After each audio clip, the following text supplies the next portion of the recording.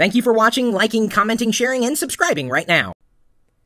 Got a question here asked on LockerGnome.net. Why are there so many versions of Windows? Well, the way I'd like to answer this question is because Microsoft hates you.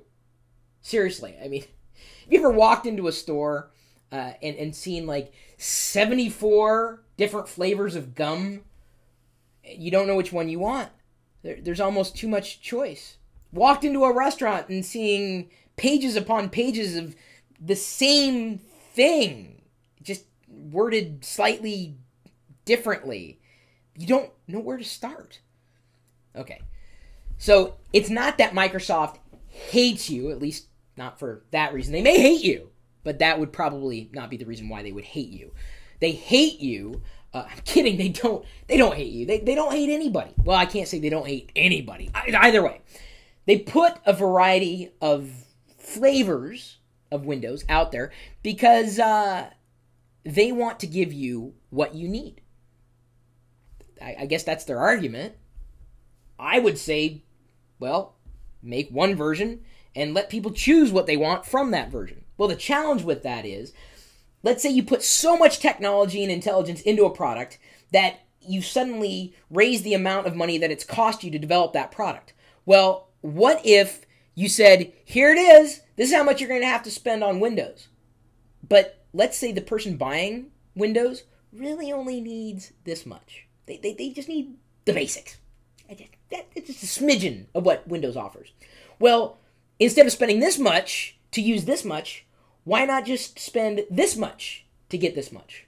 And so that is why, theoretically, Microsoft does what it does. I would argue that they're doing it wrong. I would say that just make one version. It's just so much more simple. I just want gum. Minty, I really don't, just mint. I just need some kind of mint. One kind. That's it. Just one. Then again, I'm the kind of guy who walks into a store and orders vanilla ice cream if I'm hungry for ice cream. Actually, I can't say that. Sometimes I get, different flavors. Either way, it would be far better from a marketing perspective to have one copy of Windows available, and then for you to buy what you wanted from that one copy of Windows. And at some point in the future, it will likely be this way. In fact, some would say that instead of actually buying a copy of Windows, a license, you would essentially rent Windows from Microsoft. And if you're wondering what the way of the future is, I hate to be the one to break it to you, but that is the future. You've never owned the operating system. You want to own an operating system? Linux, all the way. If you want to feel some kind of ownership, Linux, all the way. But the way of the future for operating systems, whether you're running on an Apple computer or you're running on a PC with Microsoft Windows, is likely the rental of the operating system or licensing it. You may own that hardware. That's fine. It's a physical product, but software is not a physical product. It's intangible. Can't really touch it. You can feel it, right? You can kind of cuddle it. I do every night, which is one of the reasons why I sleep alone with my copy of Mac OS X. It's kind of pathetic. Kind of. But the bottom line, you can cuddle with whatever you want to cuddle with. Just keep in mind that at some point in the future, this is the way the operating system is going to be. You're going to get the computer, and you're going to be able to buy bits and pieces a la carte, kind of like you would, going through a buffet line, what you wanted. And that way, you're only spending what you need to spend. Future versions of software are likely to be the same way. In fact, some software and services exist this way now. You buy storage, you buy backup, you buy these things, and yes, you have a potential of getting nickeled and dimed. But that's where you can find healthy competition. If something is giving you what you want, great.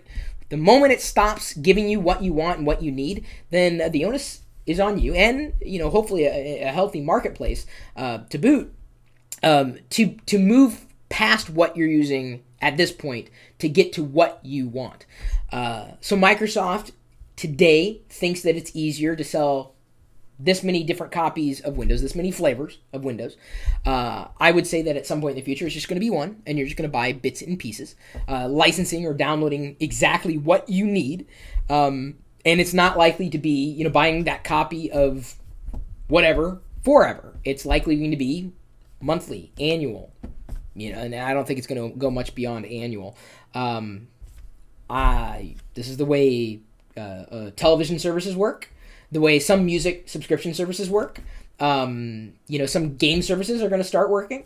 The rental model is kind of the way of the future for software, because most software is going to exist on computers that aren't your own. That computer is just going to more easily be able to access it, with the proliferation of broadband.